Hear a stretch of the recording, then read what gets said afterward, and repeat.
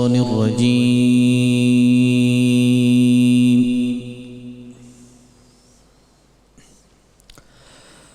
بسم الله الرحمن الرحيم.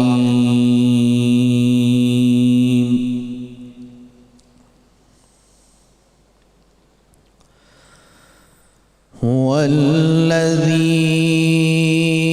أرسل رسوله بالهدى ودين الحق ليظهره على الدين كله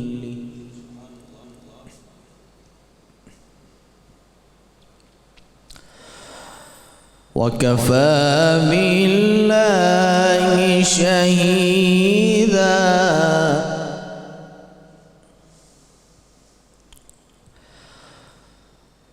محمد رسول الله.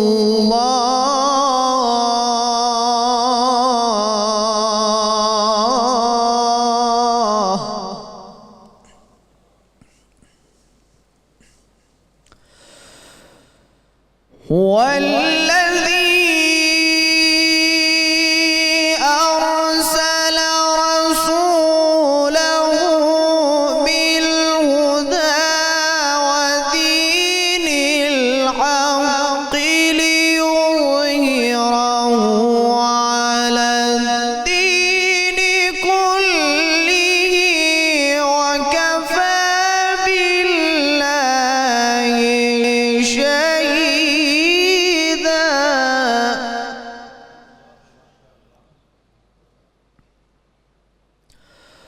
محمد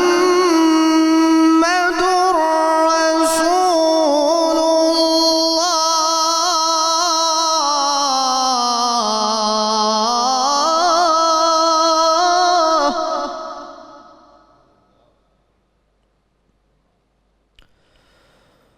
والذين معه أشداء على الكفار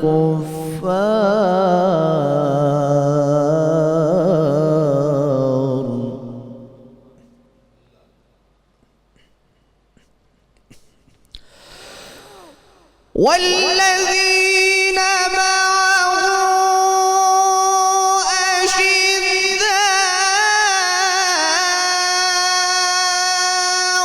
على الكفار رحماء بينهم تراهم ركعا سجدا يبتغون فضلا من الله ورضوانا.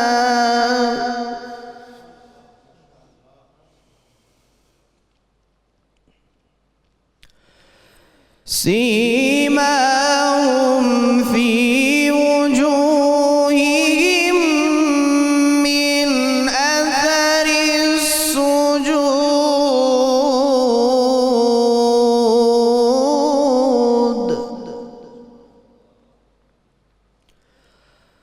ذلك مثلهم في التوراة ومثلهم في الإنجيل.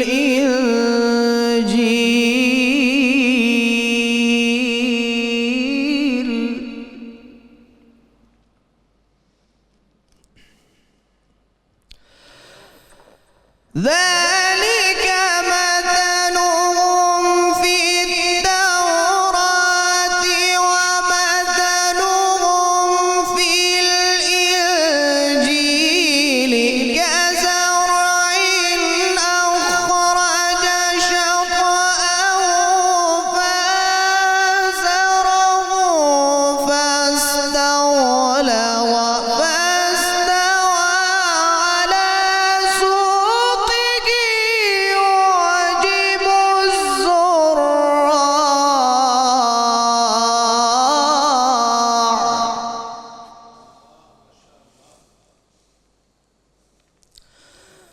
فاستوى على سوقه يعجب الزراع ليغيظ بهم الكفار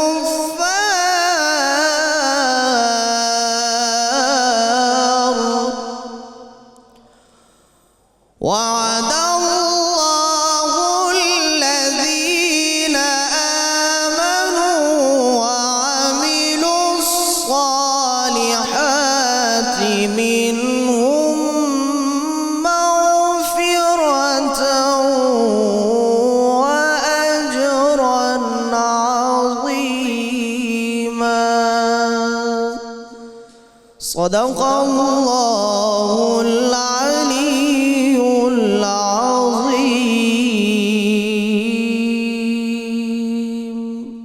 ماشاء اللہ، سبحان اللہ سبحان اللہ. یہ تھے ملک کے معروف قاری جناب قاری محمد ذیشان حنیف صاحب، جو تلاوت کلام پاک سے ہم تمام مسلمانوں کے قلوب کو منور فرما رہے تھے.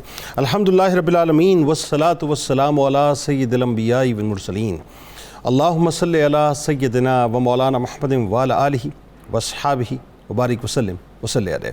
دنیا کے تمام دیکھنے والوں، تمام چاہنے والوں، تمام پیار کرنے والوں کو، اور جہاں جہاں تک اس وقت میری آواز کو سنا اور مجھے دیکھا جا رہا ہے، جنید اقبال کی جانب سے انتہائی محبت کے ساتھ السلام علیکم.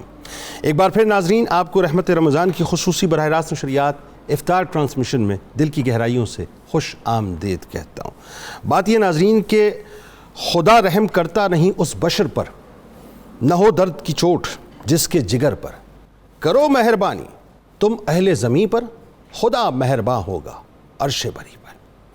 نبی کریم صلی اللہ علیہ وآلہ وسلم کا فرمان ناظرین، کیا خوبصورت فرمان ہے کہ جو رحم نہیں کرتا اس پر رحم نہیں کیا جاتا. یہ اتنا عظیم فعل ہے ناظرین، اتنا عظیم فعل ہے کہ رحم کرنے والوں کے ثواب کے بارے میں فرمایا گیا کہ جو رحم کرتا ہے اللہ تبارک و تعالیٰ اس پر رحم فرماتا ہے. اور کیوں نہ ناظرین وہ میں فرمان عالی شان بھی پیش کر دوں کہ سرکار مدینہ صلی اللہ علیہ وآلہ وسلم نے فرمایا کہ رحم کرنے والوں پر رحمان رحم کرتا ہے. تم زمین والوں پر رحم کرو، تم زمین والوں پر رحم کرو، بلندیوں پر موجود ذات تم پر رحم کرے گی. آئیے ذرا سرکار مدینہ صلی اللہ علیہ وآلہ وسلم کی بارگاہ اقدس پہ چلتے ہیں ناظرین. ایک واقعہ جو بڑا، ویسے تو سرکار علیہ السلام کی پوری حیات طیبہ ہمارے لیے ایسی ہے ناظرین کہ روشن مینار ہے، لیکن ایک واقعہ میں چونکہ موضوع سے متعلق ہے تو پیش کیے دیتا ہوں کہ ثمامہ بن اسال رضی اللہ تعالیٰ عنہ ایک صحابی ہیں ناظرین. وہ یمامہ کے سردار ہیں، آپ کے ذہن میں رہے، اور ان کے ایمان لانے کا واقعہ بھی بڑا خوبصورت، بڑا حسین ہے، بڑا عشق اور محبت میں بھرپور ہے. لیکن جب وہ ایمان لے آئے ناظرین تو ایسا ہوا کہ ان کے لیے سرکار مدینہ صلی اللہ علیہ وآلہ وسلم کا چہرہ مبارک سے زیادہ کوئی چہرہ دنیا میں محبوب تھا ہی نہیں. اور عالم یہ تھا کہ ایمان لانے کے بعد ان کی ایمان کی کیفیت یہ تھی کہ سرکار مدینہ صلی اللہ علیہ وآلہ وسلم کے شہر سے زیادہ دنیا کا پھر کوئی بھی شہر ان کو محبوب تھا ہی نہیں. یعنی ہر طرف ان کو سرکار مدینہ صلی اللہ علیہ وآلہ وسلم کا رخ انور نظر آتا اور ہر طرف ان کو مدینہ مدینہ نظر آتا. عالم یہ تھا ناظرین کہ ان کی طرف سے مکے والوں کو گندم کی سپلائی ہوتی تھی. اچھا، جب انہوں نے اسلام قبول کر لیا تو ان کو یہ پتہ چلا کہ مکے والے نبی کریم صلی اللہ علیہ وآلہ وسلم کے ساتھ بے انتہا برا سلوک کرتے ہیں. تو انہوں نے فیصلہ کیا کہ آج کے بعد میں گندم کی سپلائی مکے کو روک دوں گا. چنانچہ ہوا یہ ناظرین کہ مکے والے مصیبت میں آ گئے.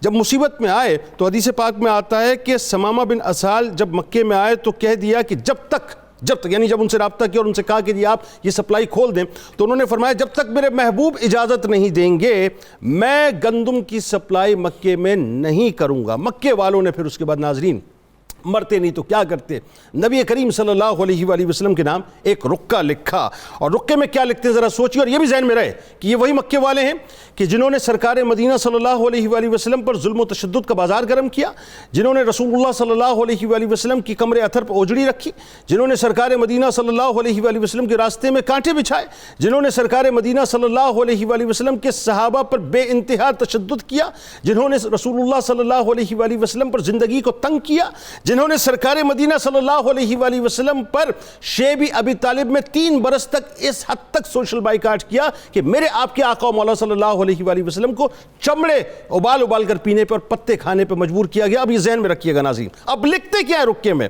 یعنی انداز دیکھیے کیسا تبدیل ہو گیا. وہ کہتے ہیں کہ ہم تو آپ کے رشتہ دار ہیں اور آپ تو رشتہ داروں کو جوڑنے کا حکم دیتے ہیں، رشتوں کو جوڑنے کا حکم دیتے ہیں۔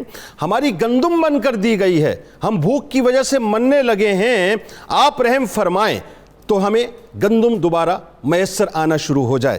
نبی کریم صلی اللہ علیہ وآلہ وسلم، ناظرین آپ سے بڑا کائنات میں کوئی رحم کرنے والا ہے نہیں، کوئی ہو ہی نہیں سکتا۔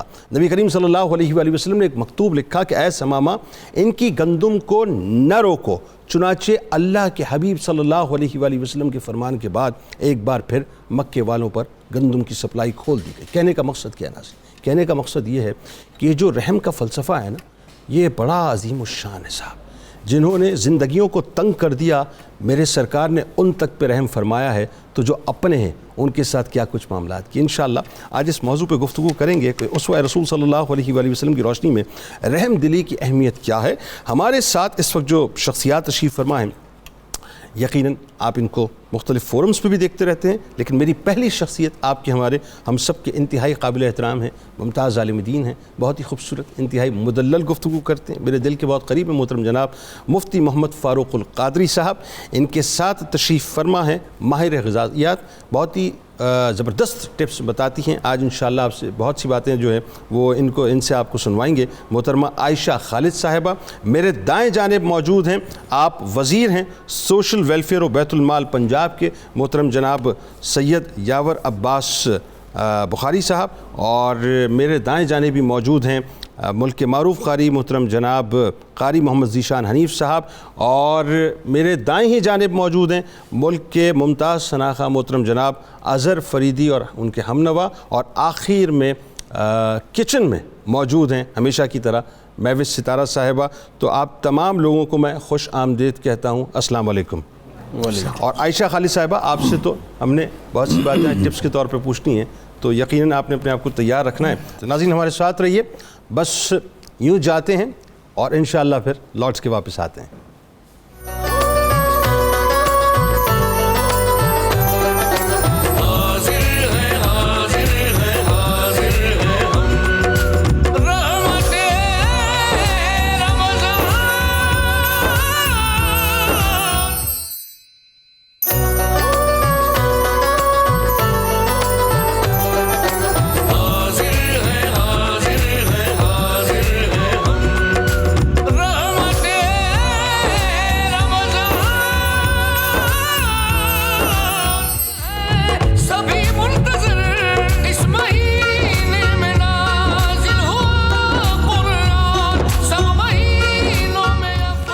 خوش آمدید خواتین و حضرات، ایک بار پھر رحمت رمضان کی خصوصی براہ راست شریعت میں میں حاضر خدمت ہوں، اور معروف شخصیات اس وقت ہمارے ساتھ موجود ہیں۔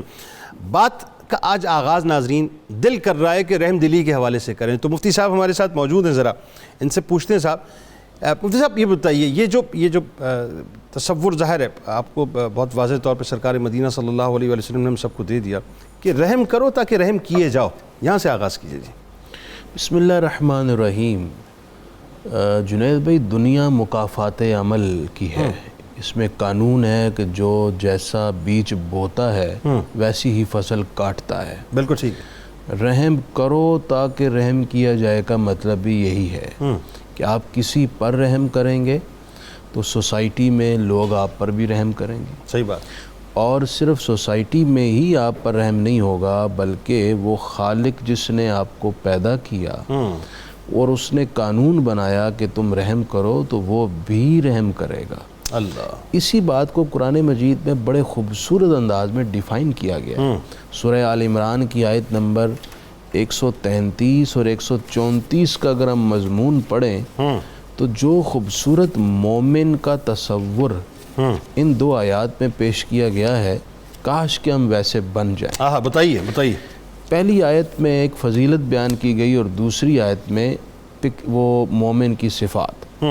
فَمَا وَسَارِعُوا إِلَى مَغْفِرَةٍ مِّن رَبِّكُمْ وَجَنَّةٍ عَرْضُهَا السَّمَاوَاتُ وَالْأَرْضُ۔ لوگو جلدی کرو، توڑ لگا دو، وقت تمہارے پاس بڑا کم ہے۔ اپنے رب کی بخشش اور اس جنت کو حاصل کرنے کے لیے جس کی چوڑائی آسمان و زمینوں سے زیادہ ہے، اس کی لمبائی خود ہی سوچ لو. اعدت للمتقین، یہ متقین کے لیے تیار کی گئی ہے. اب متقین کون ہے؟ اب دوسری آیت میں اس خوبصورت مومن کا خوبصورت وصف اور خوبی ذکر کی گئی.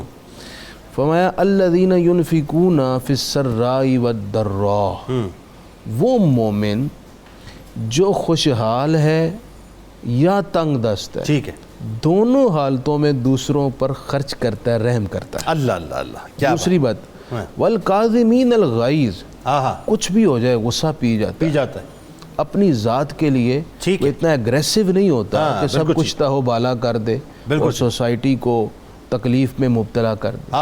اور تیسرا والعافین عن الناس، وہ لوگوں سے درگزر کر. سبحان اللہ. اس کے رحم کا یہ عالم ہے کہ کوئی اس کے سامنے معافی کا خواستگار ہو تو اس کے ماتھے پر جتنے شکن ہیں وہ ختم ہو جاتے ہیں، وہ معاف کر دیتے ہیں. اور آخری پھر درجہ جو مل جاتا ہے اللہ یحب المحسنین. سبحان اللہ. اور فرمایا کہ اللہ تعالیٰ ایسے احسان کرنے والوں کو پسند کرتا ہے. سبحان اللہ. دیکھیں جنید بھائی، خرچ کرنا بھی رحم ہے، ٹھیک ہے، جس بھی حالت میں. ٹھیک ہے. غصے کو کنٹرول کرنا تاکہ دوسرے کو تکلیف نہیں، یہ بھی رحم ہے. بالکل ٹھیک. اور کوئی معافی مانگ رہا ہے غلطی کرنے کے بعد اسے معاف کر دینا بھی رحم ہے. بالکل ٹھیک. یہ ہے خوبصورت مومن. واہ واہ واہ، کیا اچھی. یہ جو غصے والی بات ہے صحیح صاحب. آپ چونکہ ظاہر ہے آپ کا شعبہ بیت المال، سوشل ویلفیئر، لوگوں کی خدمت، تو رحم کا تعلق ہی سوشل ویلفیئر سے، لوگوں کی خدمت سے. بیت المال میں کیسے کیسے لوگ آپ کے پاس آتے ہوں گے، ذرا بتائیے کیا آپ کے ایکسپیرینسز ہیں اس حوالے سے. بسم اللہ الرحمن الرحیم. اللہم صلی علی محمد وآل محمد وعجل فرجہم. بہت مہربانی آپ کی کہ آپ نے انوائٹ کیا. جو مفتی صاحب نے بات کی اس سے ایک چیز جو مجھے یاد آئی وہ یہ ہے کہ معاف اس وقت کرو جب معاف کرنے کے قابل ہو.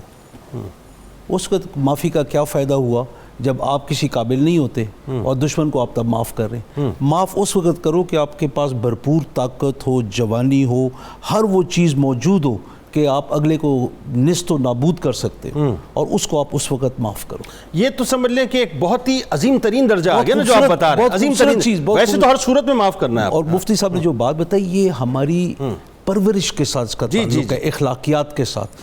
کہ وہ کسی نے بولا کہ دادا ابا آپ جس زمانے میں ہوتے تھے نہ انٹرنیٹ ہوتا تھا، نہ یہ تھا نہ وہ تھا، تو آپ زندگی کیسے بسر کرتے تھے؟ انہوں نے کہا بچے ہم دنیا سے تو دور تھے لیکن اخلاقیات کے واہ واہ کیا اچھی بات ہے. بہت کمال بات جو مذہب ہے وہ ہے ہی اخلاقیات. پیار و محبت، ایک دوسرے کے ساتھ صلح و رحمی کرنا، ہر کسی کے اوپر قربانی کرنا، اس کو اسلام کہتے ہیں. اصلی دین تو یہ ہے. اچھا یہ کہاں چلا گیا سید صاحب؟ یہ جو اصلی اسلام ہے، یہ جو اصلی دین ہے، یہ دین کی صورت میں تو موجود ہے، پریچنگز کی صورت میں موجود ہے. انسانوں کے درمیان یہ رحم کیوں نظر نہیں آتا؟ عمل ختم ہو گیا. عمل ختم ہو گیا. وجہ جو پاک نبی کا سب سے خوبصورت معجزوں میں ایک معجزہ تھا وہ ان کی شخصیت تھی، ان کا عمل تھا. 40 سال سردار الانبیاء جن کے صدقے میں خدا نے کائنات بنائی. اللہ ٹھیک ہے نا جی. جس کو خدا قرآن میں بہانے ڈھونڈ کے تعریفیں کرے، اپنا ایک ربط بتائے. وہ 40 سال نبی نہیں تھے، بالکل تھے. ان نے 40 سال صرف یہ دکھایا کہ جو مرد مومن ہوتا ہے اس کا کردار یہ ہوتا ہے. اعلان نبوت نہیں کیا تھا، لیکن انہوں نے اپنے کردار سے ثابت کیا کہ مومن یہ ہوتا ہے. تو اس کردار کو دیکھ دیکھ کر کفار نے کیا بولا کہ آپ صادق بھی ہیں، امین بھی ہیں، سب کچھ ہے. بالکل. اور یہ چیزیں جب ہمارے زندگی سے نکل گئی، معاشرے سے نکل گئی، جہاں پہ صلح رحمی ہے، جہاں پہ ماں باپ کے پاس وقت ہے اپنے بچوں کی پرورش کر سکیں اور اخلاقیات ہمارے ٹیچر سکھا سکیں، جہاں پہ معاشرہ تباہی کے دہانے پہنچ چکا ہو، ہر چیز کے اندر مادیت کا زور ہو، تو وہ معاشرہ پھر قدرتی بات ہے الہیت سے دور ہونا شروع. بالکل. اچھا ایک بڑا اہم سوال ہے، میں آپ سے بریک کے بعد پوچھوں گا. یہ جو رحم کا کنسیپٹ، اس میں ایک بات جیسا آپ فرما رہے ہیں نا، یہاں پہ اب دوسرا پہلو آ جاتا. دوسرا پہلو یہ ہے کہ آج میرے پاس طاقت ہے، میں جب تک مثل نہ دوں سامنے والے کو اس وقت تک میری ذات کو تسکین نہیں ملتی. رحم کرنے کو تیار میں نہیں ہوں، یعنی بس پاور آ جائے میرے پاس، پھر دیکھیے میں کیا کر کے دکھاتا ہوں. ہمارے ساتھ رہیں ناظرین، بس یوں جاتے ہیں، لوٹ کے واپس آتے ہیں.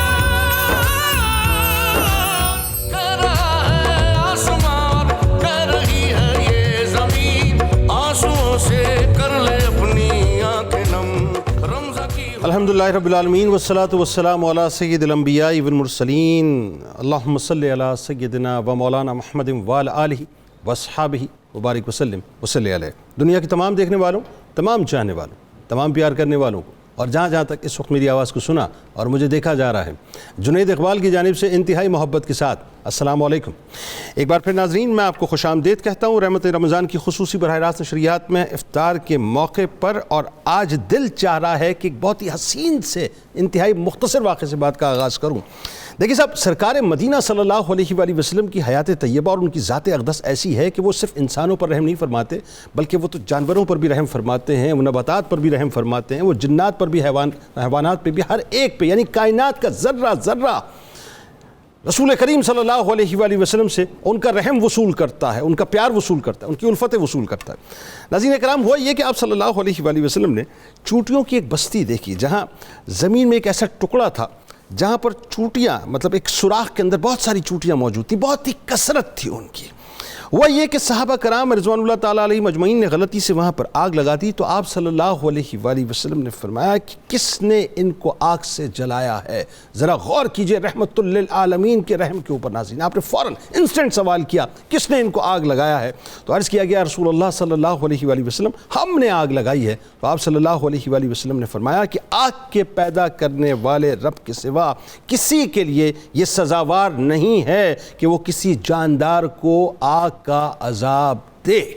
یعنی قربان جائیں، وہ دل کیا دل ہے ناظرین کہ جس کے اندر انسانوں کے لیے صرف رحم نہیں ہے، بلکہ چونٹی جو کہ حشرات الارض میں انتہائی چھوٹا جانور ہے ناظرین، اس پر بھی نگاہ مصطفیٰ صلی اللہ علیہ وآلہ وسلم ہے کہ کہیں ان کو تکلیف نہ ہو جائے. ہمارے ساتھ ناظرین اس وقت آج جو شخصیات موجود ہیں یقیناً کسی تعارف کی محتاج نہیں ہیں. پہلی شخصیت آپ کے ہمارے ہم سب کے انتہائی قابل احترام ممتاز عالم دین، آپ کے ہمارے ہم سب کے بہت پسندیدہ محترم جناب مفتی محمد فاروق القادری صاحب. دوسری شخصیت میرے بائیں جانب موجود ہیں، ماہر غذائیات ہیں محترمہ عائشہ خالد صاحبہ. میرے دائیں جانب وزیر ہیں سوشل ویلفیئر اور بیت المال پنجاب کے محترم جناب سید یاور عباس بخاری صاحب. میرے دائیں ہی جانب ممتاز ثناء محترم جناب اظہر فریدی اور ان کے ہمنوا. اور آخر میں آپ دیکھتے ہی رہتے ہیں کچن کارنر پہ موجود ہیں مہوش ستارہ صاحبہ. آپ تمام لوگوں کو میں خوش آمدید کہتا ہوں، السلام علیکم. اچھا جی، آغاز کرتے ہیں چونکہ آج وقت تھوڑا سمٹ گیا ہے اور وہ کیا کہتے ہیں آج آپ کو جو ہے وہ سکسرز مارنے ہیں مختصر وقت کے اندر. تو ذرا پہلے تو کچن کے بارے میں بتائیے کہ کیا کارگزاری ہو گئی ابھی تک. سب سے پہلے میں بنا رہی ہوں مسالہ چکن ہے ود ویجیٹیبل رائس، اور اس کے ساتھ میں بنا رہی ہوں بلو بیری چیز کیک کپ. اور اس کے ساتھ ساتھ میں بنا رہی ہوں جو افطاری میں موسٹلی لوگ بہت بناتے ہیں، دودھ سوڈا، لیکن میں جو بنا رہی ہوں وہ تھوڑا سا یونیک ہوگا. کیا بنا رہی ہیں؟ دودھ سوڈا لیکن تھوڑا سا یونیک ہوگا. اچھا، تھوڑا سا یونیک ہوگا. ابھی دودھ سوڈا پہ میں نے سوال کرنا ہے، آج تو دو عورتوں کے درمیان جھگڑا کروانے والا ہوں میں. آپ بنانے والی ہیں اور وہ کہتی ہے بنانا نہیں چاہیے. نہیں، دودھ سوڈا میں ہم منٹ بھی لیں گے اور بیزل سیڈ بھی لیں گے تو وہ تھوڑا ڈیفرنٹ ہو جائے گا. بالکل ٹھیک ہو گیا. تو آپ بنانا شروع کریں جی. اچھا، اب بات یہ مفتی صاحب، چونکہ وقت کم ہے، موضوع بڑا ہے، دو چار جملے میں چاہتا ہوں ذرا کہ رحم کرو تاکہ رحم کیے جاؤ. بتائیے ذرا اس بارے میں. دنیا تحت الاسباب اور مکافات عمل کی ہے. جو رحم کرتا ہے دنیا اسے بدلے میں رحم دیتی ہے. اور نہ صرف مخلوق رحم سے پیش آتی ہے، خالق بھی رحم کرتا ہے. جو مصطفی معاشرہ ہے رسول اللہ صلی اللہ علیہ وسلم نے جو رجال تیار کیے ہیں، اس کا نقشہ قرآن نے یوں کھینچا ہے کہ اشداء علی الکفار رحماء بینہم، کہ مسلمان جو اصحاب رسول تھے وہ آپس میں ایک دوسرے کے حق میں بڑے رحم دل تھے. ان کی ایک دوسرے کے ساتھ رواداری، ایک دوسرے کے ساتھ شفقتیں اور محبتیں اور احساس بہت بڑھ کے تھا. جہاں تک بات ہے اغیار کی اور دشمنان اسلام کی، ان کے حوالے سے وہ بڑے سخت مزاج. گویا کے بات یہ سمجھ میں آتی ہے کہ اسلام کہتا ہے کہ رحم پیدا کریں، لیکن اس کا یہ قطعی مقصد نہیں کہ مسلمان کے اندر غصہ بالکل نہ ہو. صرف اور صرف اسلام کہتا یہ ہے کہ جہاں رحم کو یوز کرنا ہے وہاں رحم یوز کریں، اور جہاں بات ہے شدت کی وہاں شدت. نہ اتنی شدت ہو کہ ساری شخصیت شدت کے آگے جھک جائے اور شدت کے سامنے وہ شخصیت زیر ہو جائے، اور نہ ہی اتنا رحم ہو کہ جہاں شدت کی ضرورت ہے وہ پھر نظر ہی نہ آئے۔ دونوں اوصاف سے مل کر جو شخص تیار ہوتا ہے وہ مومن ہوتا ہے، لیکن اس میں احتیاط بہرحال یہ ہے کہ جہاں رحم وہاں رحم، بالکل ٹھیک، جہاں شدت غصہ وہاں پر غصہ۔ بالکل ٹھیک۔ سوشل ورک سے آپ کا تعلق، سوشل ویلفیئر سے آپ کا تعلق، بیت المال سے آپ کا تعلق، اب کیسے دیکھتے ہیں یہ جو رحم ہے بنیادی طور پہ؟ آپ کے سامنے تو بڑے کیسز آتے ہوں گے اور ڈیلی آپ کا دل پسیج جاتا ہوگا کہ کیا کیفیت ہے، کیا معاملات؟ بسم اللہ الرحمن الرحیم، اللہم صلی علی محمد وآل محمد وعجل فرجہم۔ جو مفتی صاحب نے بات کی وہ بڑی خوبصورت ہے، اسی کو تھوڑا سا ایک میں ایکسپلین کر دوں کہ میں نے جو سمجھا ہے دین کو، اور میرے بھائیوں جیسے شخصیات ہیں جن سے ہم نے تھوڑا بہت سیکھا، اس کے اندر آپ کا غصہ اور آپ کا رحم دونوں اصولوں پہ مبنی ہے۔ اصول توڑ نہیں سکتے آپ۔ جہاں پہ میدان جنگ آ گیا، جیسے مفتی صاحب نے وہ کیا، جہاں پہ آپ نے اپنا پورا دکھانا ہے، جوش دکھانا ہے، تو وہاں پہ آپ نے جو تلوار اٹھانی ہے وہ صرف اور صرف فقط اللہ کی رضا کے لیے۔ ایگزیکٹلی، یہ بات، اس سے آپ آگے نہیں بڑھ سکتے، یعنی آپ کی اپنی رضا کوئی نہیں ہے۔ دوستی بھی اس کے لیے، دشمنی بھی اس کے لیے، یہ اور رحم بھی وہاں پہ کہ آپ کے پاس بھرپور سب کچھ جلال ہے، طاقت ہے، اس کو نیست و نابود کر سکتے ہیں، آپ اس کو ادھر معاف کر دیں، پتہ تب لگتا ہے۔ مولا کائنات کا وہ ہے نا، مولا کائنات امیر المومنین، وہ سینے پہ اس نے کیا کیا، تو ابھی تک تو میں اللہ کے لیے لڑ رہا تھا، اب میں اپنی ذات کے مسئلہ ہے۔ تو ہم اسی کو آگے لے کے چلیں کہ جہاں پہ ہمارا پاک نبی وہ نبی ہے کہ جس کے صدقے میں ہر چیز کائنات میں اللہ پاک نے ایک ایک چیز خلق کی، اور اگر وہ رحمان ہے تو رحمت للعالمین پاک نبی ہیں۔